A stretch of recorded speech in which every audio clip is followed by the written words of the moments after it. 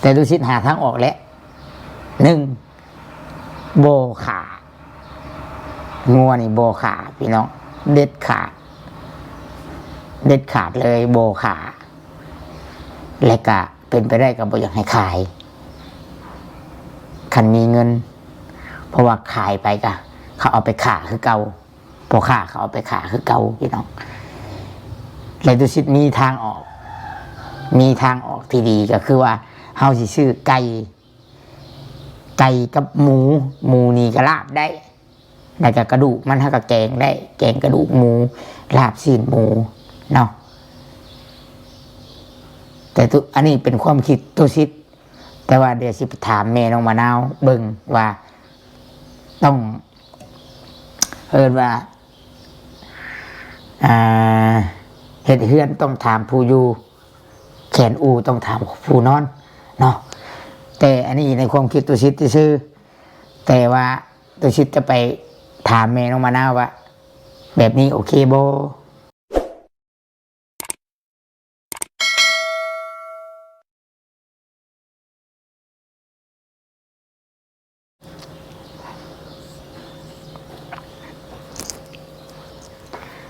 กราบทักทายสบายดีแล้วก็สวัสดีFCพ่อแม่พี่น้องเบิดสู่คู่สู่คนเด้อพี่น้องเบิดสุหมองสุบอนพี่น้องเลยเนาะบ่ว่าสิอยู่ภายในแล้วก็อยู่ทางต่างประเทศ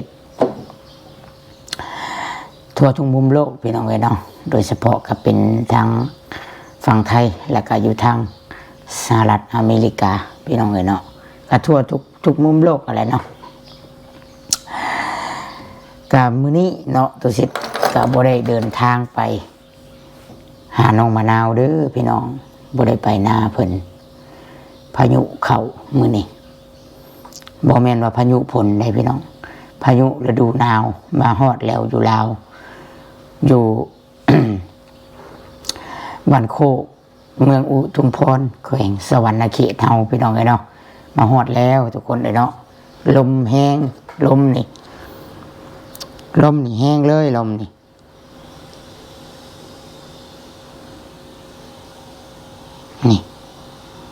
มื้อนี้บ่มีฝนเบิ่ง พยากรณ์อากาศกะแดดจางปางพี่น้องเอ้ยเนาะมีแต่ลมนี่ลมหนาวเย็นเนาะก็เลยว่า ลมแห้งแน่พี่น้องเอ้ยเนาะแล้วก็บวกกับมันน้องมะนาวเพิ่นว่าเพิ่นบ่ได้เกี่ยวข้าวมื้อนี้เพิ่นเก็บข้าวก็เลยบ่ได้ไปหาเพิ่นพี่น้องเอ้ยเนาะแต่ก็สิมาว่าเรื่องน้องมะนาวคือเก่าหั่นแหละพี่น้องเอ้ยเนาะเรื่อง หนังละครเรื่องนี้แหละถือว่ายังบ่จบเลยก็ช่วงนี้ยังบ่แม่นตอนที่เข้มข้นปานใดพี่น้องเป็นตอนที่พระเอกกับนางเอกอยู่แยกกันแล้วก็กำลังพักผ่อนเนาะว่าซั่นซะช่วงนี้แต่ว่าก็มีรุ่นอยู่เนาะก็มีช่วงที่รุ่นว่าพระเอกกับนางเอกสิได้กลับมาอยู่นำกันบ่พี่น้องสิได้แต่งงานกันบ่เนาะแต่ส่วนหนึ่งก็ขึ้นกับผู้หลักผู้ใหญ่ FC ได้เป็นผู้กำกับหนังเรื่องนี้เนาะว่าเฮาสิบ่เฮ็ดหยังเลยบ่พี่น้องเนาะหรือว่าเฮาสิปล่อยให้พระเอกกับนางเอกอยู่ไปตามธรรมชาติโดยที่เฮาจะบ่เฮ็ดหยังเนาะก็บ่เป็นหยังบ่ว่ากันพี่น้องเนาะหั่นแหละพี่น้องน้องมะนาวก็คือน้องมะนาวคือเก่าอยู่วันยังค่ำคือแต่ละมื้อพี่น้องเอ้ยเนาะเพราะว่ามื้อเช้านี่ก็เพิ่นย่างไปเวียกเด้ทุกคนเพิ่นย่างไปเวียกตุสิตก็ถามอยู่ว่าไปไสเพิ่นว่าตุสิตถามเพิ่นว่าไป เพิ่นว่าไปอันหานาเบามีเพิ่นว่าพี่น้องเอ้ยเนาะหานาเบานี้อย่าว่าซั่นว่าซี่เด้อพี่น้องตุสิตต้องขอโทษเพราะว่าตุสิตอ่านข้อความมัน ลูกค้าส่งมาเรื่องหำนำหาอันเบามีเพิ่นว่าเพราะว่าสิไปถามเบามีว่าเบามีงานให้ น้องชายเฮ็ดบ่และอยากให้อันน้องชายนี่ไปพร้อมเลยเห็นบอกพี่น้องน้องมะนาวก็คือน้องมะนาวอยู่วันยังครับพี่น้องเนาะถึงว่าเราบ่ได้อันที่วันใดพี่น้องบ่ได้สมองเราบ่ได้ปกติคือซุ่มเฮาเนาะแต่เราก็ยังฮู้จักเป็นห่วงและก็ฮู้จักไปถามน้ำเบาน้าสาวว่า ไปถามเรื่องงานให้น้องชายเนี่ยพี่น้องไอ้เนาะขนาดว่ากันยังเป็นไข่แน่เป็นไข่ก็ยังบ่เศร้าคักซับเนาะแต่ตุสิจะให้ยาเมื่อวานนี่เอายาให้กินพี่น้องไอ้เนาะทั้งแม่แน่เอายาให้น้องมะนาวนะ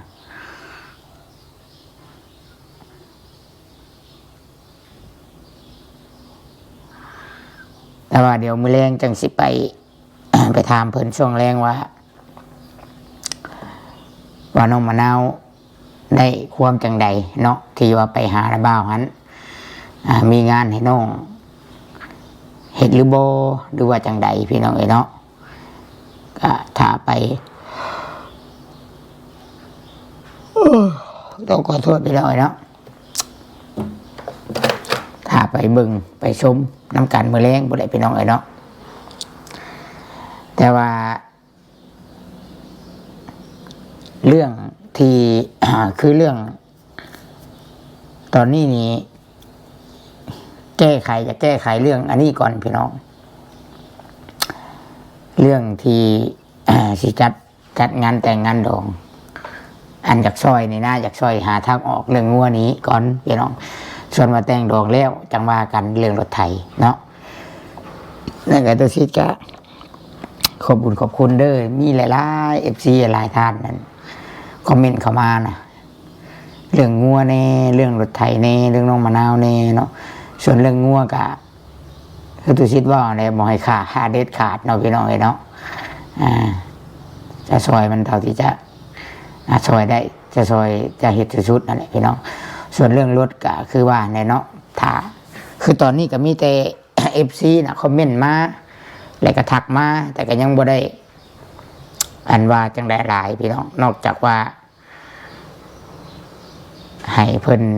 แต่งงานแล้วสะก่อนนอกจากเริ่มเนาะจังเริ่มแบบเป็นทางการเลยซะพี่น้องเนาะว่าซั่นซะจักสิได้สำไรแหละพี่น้องเนาะจักสิได้สำไรจักสิได้น้อยได้หลายปานใดแหละเนาะ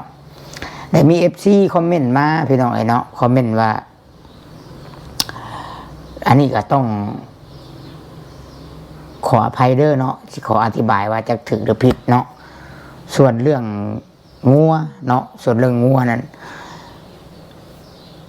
FC ว่าเป็นหยังคือบ่เอาเงินที่ผู้ใหญ่ซอยมาว่าสิไปซื้อรถไถคือบ่ซื้อแนวกินก่อนบ่ได้เด้อพี่น้องเด้อตรงนี้เด้อต้องขอโทษขออภัยเด้อบ่ได้เด้อพี่น้องแต่ต้องเงินส่วนที่ผู้ใหญ่จะซอยซื้อรถไถนี่บ่ได้เด็ดขาดเนาะบ่ให้ต้องเลยพ่อหรือบ่พ่อก็บ่ได้จังว่ากันแต่บ่ให้ต้องไปซื้ออย่างเด็ดขาดแล้วก็บ่ให้ไผแตะต้องแม้กระทั่งตู้ซิดก็ยังใส่ใจอย่างบ่ได้เนาะแล้วตู้ซิดมาคิดว่า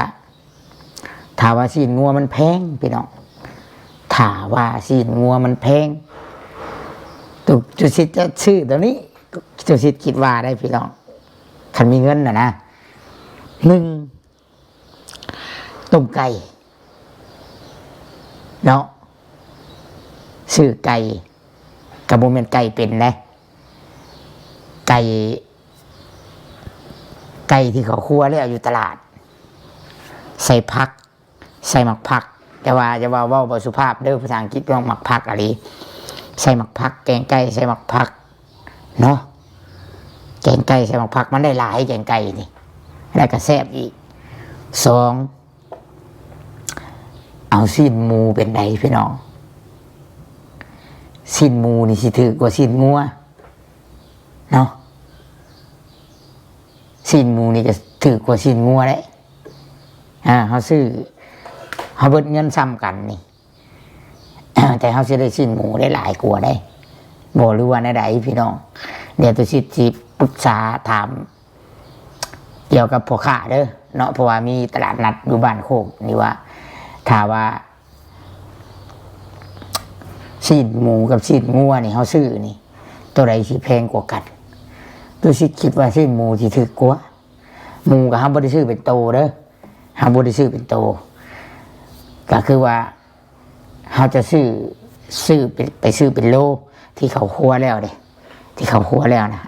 ทุกคนคิดว่าตัวสิหาทางออกตัวนี้ถืออยู่บอกพี่น้องนอหรือว่าบ่ถือ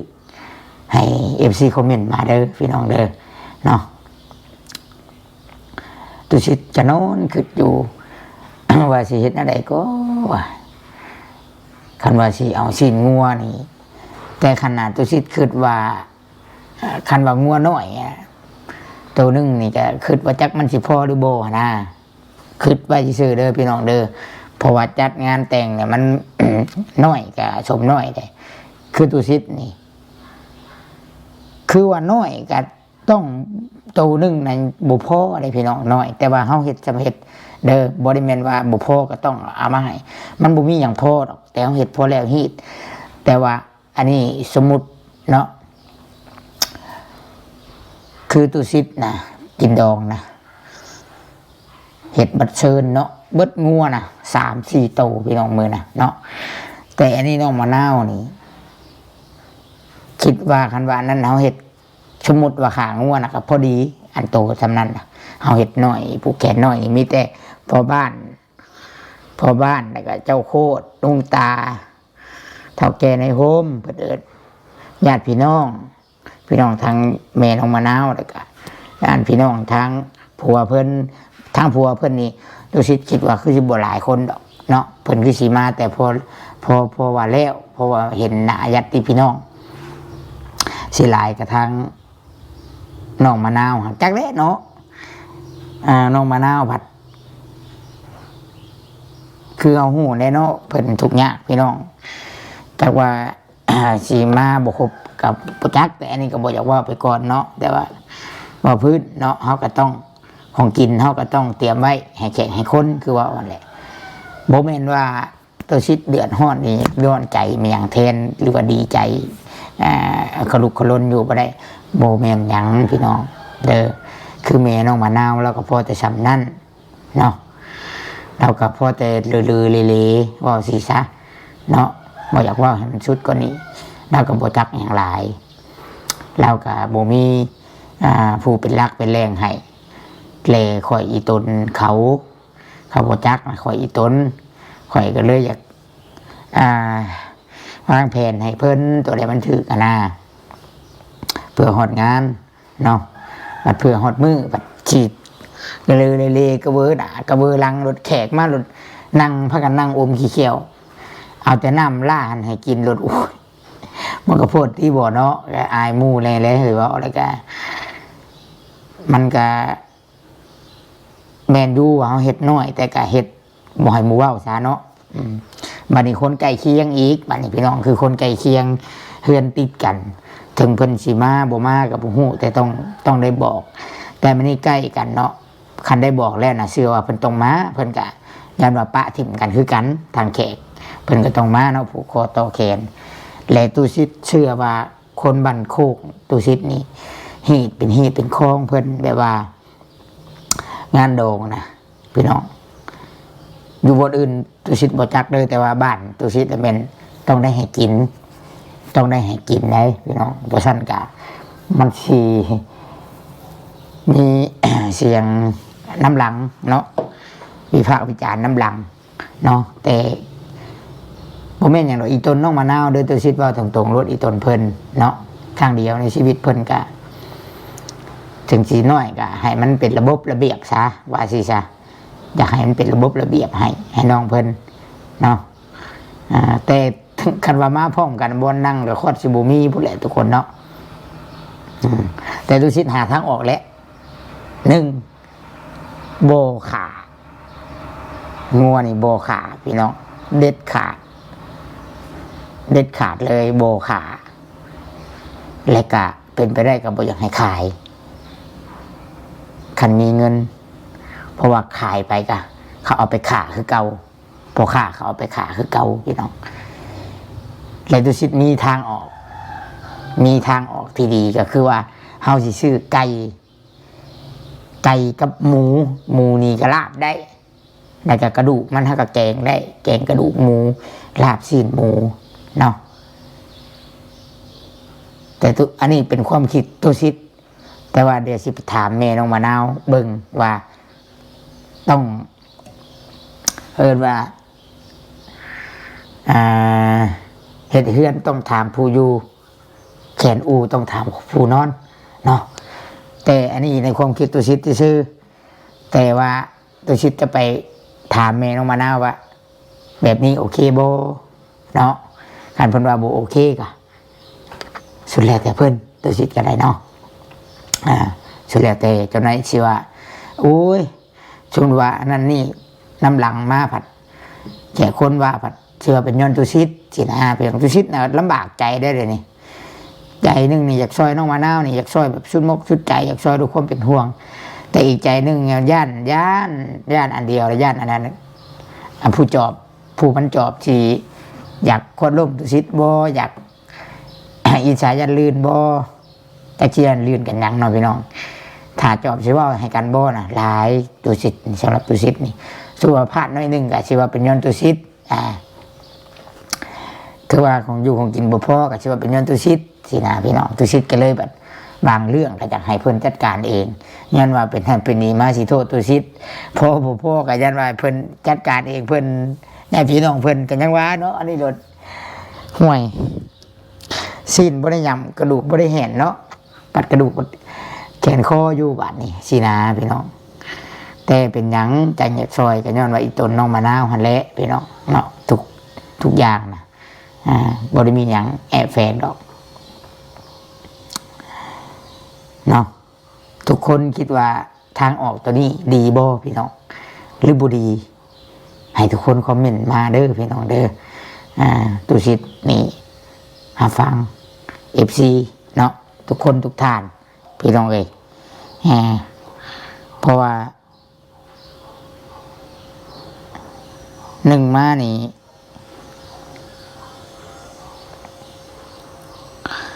หมูนี่ราคามันกระทึกคือตุสิตว่าเลย มันก็หาง่ายแน่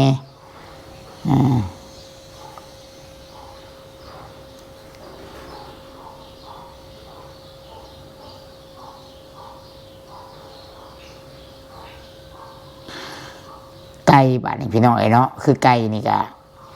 สมมติว่าคือไก่ของมือนี่กะทำโตใหญ่แน่นี่ที่เขาคั่วแล้วอยู่ตลาดมันก็โตละตัวละแสนประมาณตัวละแสนหรือว่า8-9 ได้พี่น้องแต่บริรวมเครื่องในมีอย่างไรมีโตไก่เราได้ทำไปซื้อเป็นโตนี่แต่ระดับเอามาแกงบ่ซื้อเท่าไรสมมติว่าเอามาแกงก็8 โตบ่พี่น้องเนาะหรือว่าเท่าไร10 โตก็ว่ากันเนาะเขากับบุหูแต่สิถามแม่น้องมะนาวว่าแขกคนเพิ่นสิมาหลายบ่สิบอกเจ้าสิบอกให้แน่สินะเขาก็ต้องถามอันแม่น้องมะนาวนี้พี่น้องเนาะว่าเพิ่นสิบอกหลายคนบ่หรือว่าน้อยแน่ใด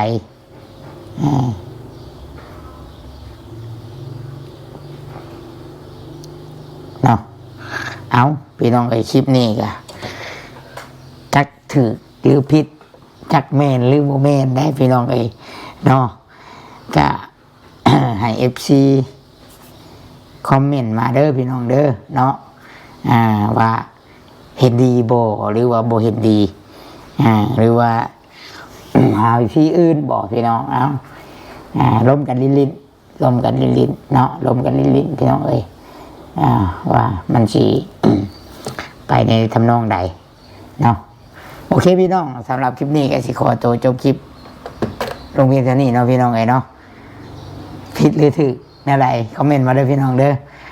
แต่ชิดขอลาไปก่อนพี่น้องเนาะพบพ่อกันมื้อแรงไปลิ้นน้ำนองมะนาวพี่น้องสำหรับคลิปนี้ก็ขอบคุณ FC ทุกคนทุกท่านที่คอยติดตามรับชมเป็นกำลังใจคอมเมนต์มาเด้อพี่น้องเด้อก็ขอให้ทุกคนทุกท่านอยู่ดีมีแรงสุขภาพแข็งแรงบุญรักษาเทวดาคุ้มครองพี่น้องเอ้ยผู้ใดที่ช่วยน้องมะนาวก็ขอให้ร่ำรวยกว่าเก่าเด้อสาธุสบายดีทุกคน